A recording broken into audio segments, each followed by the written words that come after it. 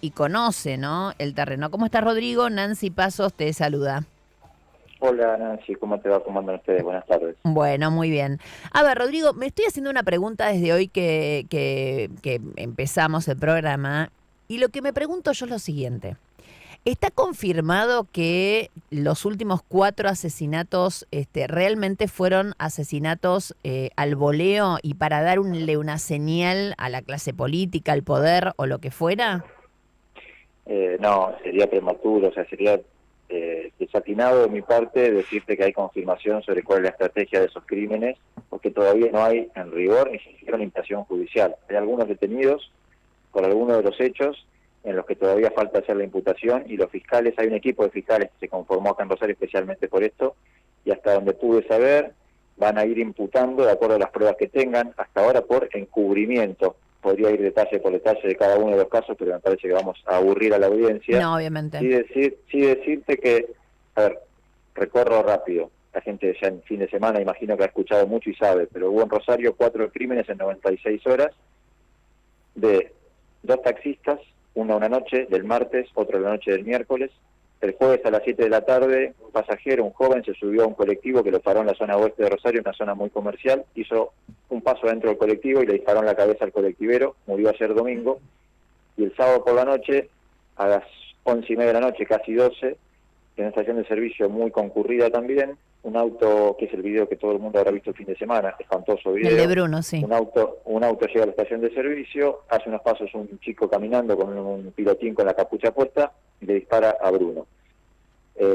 Héctor, Diego, Marcos y Bruno, los nombres de las cuatro víctimas de estos hechos. ¿Se encadenaron todos y parecen ser una nueva etapa de los narcos en Rosario? Sí, podría ser una de las hipótesis, todo indica que sí. Hay un cartel, además, que se dejó junto al cuerpo de Bruno cuando lo matan el sábado, que tiene una especie de declaración de guerra ya a la sociedad. Lo nombra ministro de Seguridad de la provincia, el gobernador, pero dice vamos a seguir matando víctimas inocentes, lo cual generó obviamente mucho pánico en todos Obvio. nosotros. Y está firmado, que eso sería lo novedoso si es que realmente existe. Siempre hubo, acá tenemos una década más o menos, 10, 11 años de enfrentamiento de bandas narcos que fueron creciendo con el tiempo. En lugar de tener un enfrentamiento entre las bandas, ese cartel parece indicar que hubiera como una especie de un frente unido de las bandas contra la sociedad, Contra el y poder planteando político actual o lo que contra, fuera. Me detengo claro, en eso, Rodrigo. y planteando que el margen o lo que ellos están buscando es negociar cómo tratan a sus familiares en la cárcel. Está, me detengo en esto. ¿Vos tenés idea quién difundió las fotos estilo Bukele que se viralizaron la semana pasada? Sí, eso no es que se viralizó. A ver, respondo a otra pregunta que no me hiciste, porque es importante. ¿Quién viralizó el cartel del que estamos hablando, el cartel narco? Eso no es la primera vez que pasa, hay que preguntarse. Los primeros que tienen llegada a un crimen muchas veces es la Es la policía, y policía. muchas veces la propia policía es la que viraliza los mensajes narcos. Sigo recorriendo el Spinetta y ahora vuelvo a lo que me preguntaste. Los crímenes de los 2 taxistas, que fueron el martes y el miércoles, se hicieron con una misma pistola 9 milímetros, y en los 2 casos con balas que habían pertenecido a la policía, balas policiales. Es decir, que hay algún tipo de participación de la policía o de contacto, algún policía con estos hechos, evidentemente, o al menos quieren mostrar que tienen contacto con los Exacto. narcos, con la policía. Y lo otro, lo de las fotos tipo Bukele, no es que se filtraron, las difundió oficialmente el Ministerio de Seguridad de la provincia, el propio gobernador en su cuenta de Instagram, si tiene el video, porque la provincia quiso mostrar con estas fotos que iba a endurecer su trato con los presos ante cada atentado que tuvieran las bandas narcos. Ahí hago un stop y te pregunto lo siguiente, Rodrigo, que es lo que me pregunto yo desde hoy. Claramente son presos, ¿no? Y está clarísimo que ahí pudo haber en su momento desmanejo. Ahora, difundir esas fotos no fue un acto, digamos así, demasiado inocente, o, mejor dicho, esto no pudo haber enfurecido justamente a los narcos que tienen un poder determinado. Porque digo, yo me preguntaba lo siguiente: si vos me decís, hay 4 muertos de civiles inocentes porque en realidad están cortando los negocios de los narcos, pero la verdad que me parece un chiquitaje esto de cómo estén o no, o si vos vas a, digamos, mojarles la oreja difundiendo fotos que realmente no son lindas, hay que decirlo, respecto a cómo están los narcos en la cárcel. ¿Se entiende esto? ¿Es de fondo Sí. o es maquillaje para que la gente sienta que estamos haciendo algo? Respecto a la utilización de las fotos, déjame que te diga, en estos días he hablado con mucha gente vinculada al Poder Judicial, al propio Poder Político. Hay un comité de crisis que participa el gobernador, el intendente, participan representantes acá en la provincia de Patricia Bullrich. Y te voy a comentar algo que me dijeron que se dijo en la reunión, y le creo, porque son varias fuentes que dicen lo Sí. mismo, que varios coinciden del ámbito de la Fiscalía, del ámbito de distintas instancias políticas, en haberle cuestionado al gobierno provincial cómo se hizo uso de esas fotos. Claro. ¿Por qué? Me dicen, por ejemplo, en el Servicio Penitenciario Federal, una fuente que tiene acceso al Servicio Penitenciario Federal me decía, nosotros estamos haciendo exactamente lo mismo, pero no lo mostramos. Y No obvio. hace falta mostrarlo, mojarle la oreja. Esa es la sensación que yo tengo, o sea, a ver, vos sabés que hasta ahora los muertos, nosotros decíamos esto y vos sos el especialista y además claramente te escucho hablar y me encanta porque sos súper idóneo y serio en lo que me estás contando. Nosotros teníamos la sensación de que todos los muertos que había en Rosario siempre era por enfrentamiento de bandas y que ahora esas bandas se juntan por este comunicado que a todo esto es rarísimo una cosa. ¿En qué momento el tipo deja la nota? Porque en el video no se lo ve a él dejando una nota. En el video hay varias cámaras, en realidad. Yo la verdad no llegué, con la cantidad de cosas que tuvimos este fin de semana, no llegué a ver todas las cámaras. Creo que en una de las cámaras se ve que lo deja antes de tirar. Pero así, sobre ese mensaje hay una lectura para hacer, que es que está muy bien escrito. Está escrito aparentemente por una mujer. No quiero ser reduccionista con esto, pero parece ser una letra muy prolija. A diferencia de otras veces que hay carteles escritos muy rudimentarios, con error de ortografía. Sí, Alguien sí. alguien pensó el cartel este. Bueno, pero me estabas preguntando y te interrumpí la pregunta. No, pero por eso te decía, digo, me parece que en realidad antes eran muertos de este estilo, por eso ahora estos 4 muertos parece como una especie de atentado a la sociedad civil, como bien vos decís, como un mensaje mafioso hacia el poder de turno. Ahora, ¿hay un mea culpa por parte del gobernador y de justamente en estas reuniones, comité de crisis, de que en realidad esto posiblemente no estuvo bien? En política, vos sabés, vos tenés mucho tiempo en esto.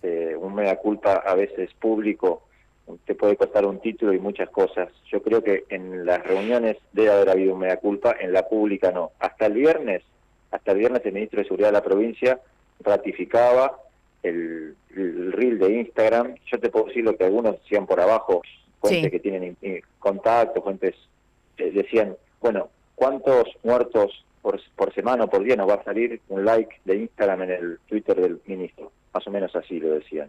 Claro. Y voy a otra cosa, que es lo de estábamos hablando de las 4 muertes, y esto de si una etapa no es una nueva etapa. Veremos con el correr de las horas. Por lo pronto esta es una novedad. Nunca había pasado que Claro. tan seguido, tan continuado y con tanta decisión se hubiera matado a gente que claramente no tiene nada que ver con un conflicto narco. A los 4 se los mató con una estrategia. Digo, si vos te pones a pensar, hay 2 taxistas, un colectivero y un playero en estación de Claro. servicio. Eso hizo que la ciudad anoche esté paralizada. Totalmente. Sin transporte público y sin estaciones de servicio. Vos sabés que, mira, te voy a hacer escuchar, y a los oyentes también, yo soy, digamos, una especie como personalidad absolutamente antagónica a lo que puede ser Amalia Granata y a lo que significa Amalia Granata. De hecho, alguna vez en la televisión hasta me dijo asesina, etcétera, etcétera. Pero lo concreto es que hoy, a mi gusto, dijo algo que es interesante. Escuchen lo que dice Amalia Granata, que además es diputada por Santa Fe, hoy temprano.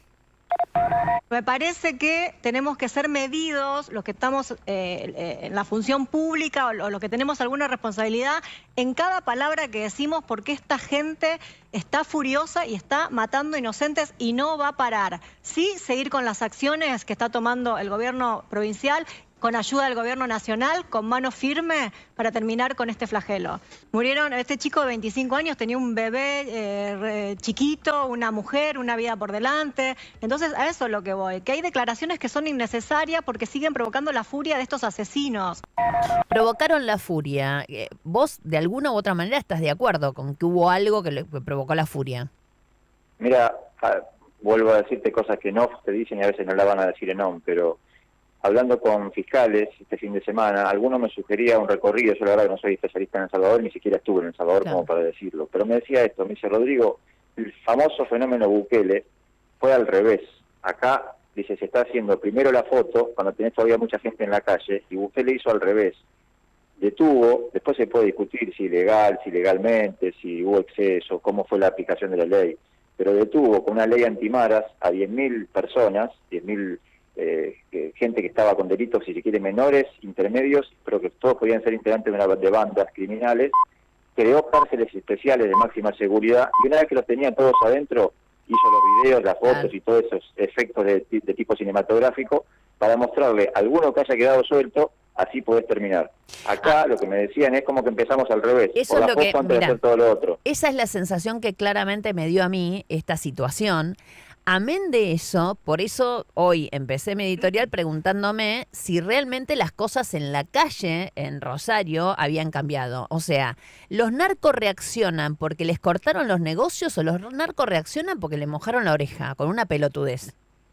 Esta es la pregunta, Sí, ¿no? a ver, tampoco quiero ser así simplista, decir que fue una pelotudez. No, Pero no, digo, ya sé que no. Desde diciembre para acá se endurecieron los controles en las cárceles, y eso es cierto, me consta porque he hablado con gente que tiene acceso a las cárceles y eso es cierto, y había mucha laxitud en la época de la gestión de Omar Perotti, que esto se terminó. Pero es verdad, o sea, no tenés en la calle el ejército de Rusia o de Ucrania. Claro. Son bandas muy rústicas, pero que tienen chicos de entre 15, 16, 17 hasta 20 años, que le dan una 9 milímetros y le dicen, mira, te pago 50, 100 mil pesos y disparar en la cabeza a alguien. Y evidentemente lo hacen. Hasta hace 10 días nos asombrábamos y nos causaba estupor que hubiera chicos de esa misma edad que iban y disparaban, por ejemplo, contra una escuela a la madrugada. Era impactante, pero claramente no buscaban matar a nadie. Ahora han pasado en muy poquitos días esas mismas bandas rústicas, así como digo, sin tener nada, digamos, evidentemente no hay nada de culpa, no hay nada de temor de lo que pueda pasar. Se suben a un colectivo, le disparan a colectiveras en la cabeza y se bajan y salen caminando. Bueno, es ese tipo de... Muchas veces los fiscales lo han dicho en audiencias judiciales.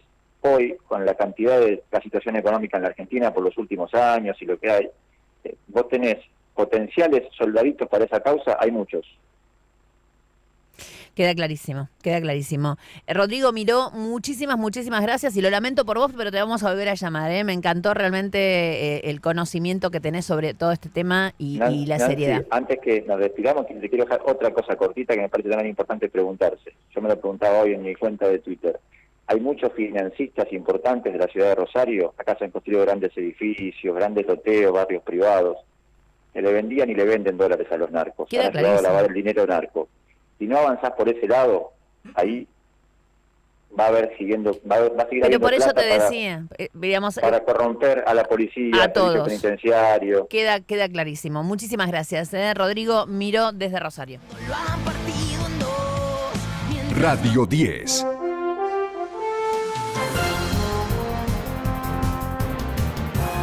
Siempre noticias.